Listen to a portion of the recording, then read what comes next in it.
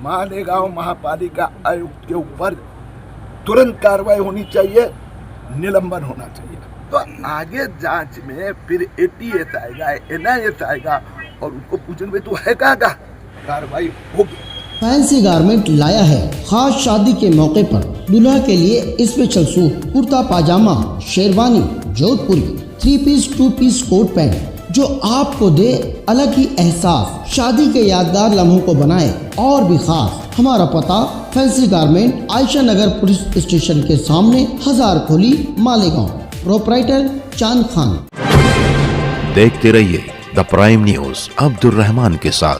कुछ नए कागजात, कुछ नए मुतालबात और कुछ नए इल्ज़ामात के साथ भाजपा नेता किरीट सोमैया एक बार फिर मालेगांव आ धमके, जहां आज उन्होंने सिविल हॉस्पिटल के जिम्मेदारों से मुलाकात की, साथ ही साथ मालेगांव महानगर पालिका पहुंचकर कमिश्नर रविंद्र जाधव से मुलाकात की, साथ ही साथ उन्होंने किला पुलिस स्टेशन पहुंचकर मालेगांव महानगर पालिका के कमिश्नर पर FIR दर्ज करने पर जोर दिया। हर बार कुछ न कुछ नया शोषा छोड़ने वाले किरीट सोमैया ने इस बार मालेगांव महानगर पालिका पर इल्जाम लगाते हुए कहा कि मालेगांव महानगर पालिका ने 1044 बोगस जन्म दाखिले बनाए हैं। इनमें से 40 लोग उस जन्म दाखिले की मदद से पासपोर्ट बनाकर मुल्क से बाहर चले गए हैं, जिनका कोई अता पता नहीं है। उन्होंने कहा कि मालेगांव रोहिंग्या और बांग्लादेशियों की पनाहगाह बन चुका है, जहां न सिर्फ उनको पनाह मिलती है बल्कि गलत तरीके से कई सरकारी दस्तावेजात भी उन्हें बनाकर दिए जाते हैं। उन्होंने कहा कि ये मुल्क मुखालिफ हरकतें हैं जिन पर लगाम लगाना जरूरी है।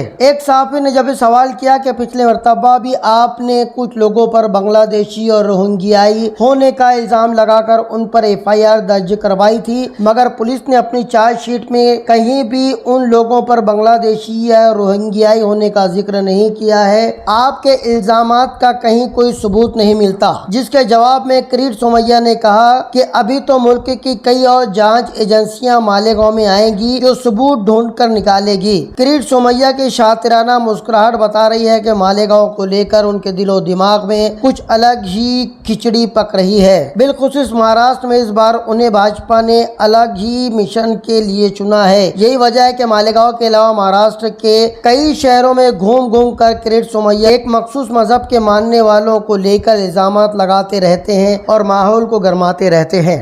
बांग्लादेशी रोहिंग्या अपात्र लोगों को जन्म प्रमाण पत्र देने का, भारतीय नागरिकत्व देने का अड्डा बन चुका है। अभी तक 4 गुना FIR दर्ज हुए। आज मैंने ये डॉक्यूमेंट सबूत पेश किए हैं। मालेगांव महापालिका ने कबूल किया, उन्होंने 1044 लोग 1044 ऐसे नागरिकों को जन्म प्रमाण पत्र दिया जिन्होंने पासपोर्ट लिए। उसमें से 40 लोग फरार हो गए। उन व्यक्ति की एक भी जानकारी, कागज, फोटो महापालिका के पास नहीं है।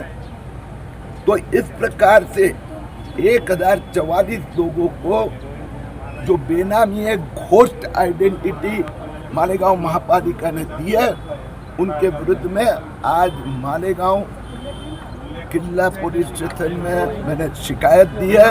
मुझे विश्वास है 2 दिन में इसमें गुनाह FIR दर्ज होगा। मालेगांव महापालिका के आयुक्त को मैंने जनवरी महीने में कहा था कि आपके आसपास यह हो रहा है। उन्होंने 4 महीने ये प्रकरण दबाने का प्रयास किया। मैं मुख्यमंत्री देवेंद्र फडणवीस से बात करूंगा, ये देशद्रोह का गुनाह लगना चाहिए।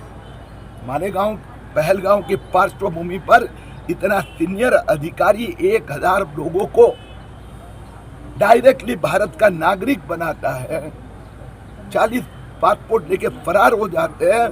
मालेगांव महापालिका आयुक्त के ऊपर तुरंत कार्रवाई होनी चाहिए, निलंबन होना चाहिए। सर, अभी आप कह रहे हैं कि ये सारे दोषी हैं, लेकिन जो चार्जशीट पुलिस ने दाखिल की दोनों गुना में जो है छावनी पुलिस स्टेशन में, उसके अंदर रोहिंग्या, बांग्लादेशी ऐसा कहीं पे उल्लेख नहीं किया गया।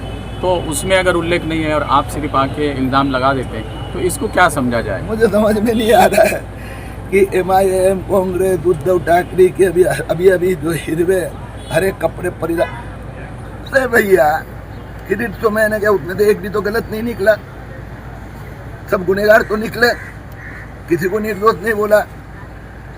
मुद्दा पुलिस की दृष्टि से अपात्र है जिन्होंने फर्जी दस्तावेज दिए और जिनके पास यहाँ के जन्म का कोई प्रमाण पत्र नहीं है, खुद का नहीं है, उसके भाई का नहीं है, माँ का नहीं है, बाप का नहीं है, किसी का नहीं है, तो यहाँ के तो नहीं है ना।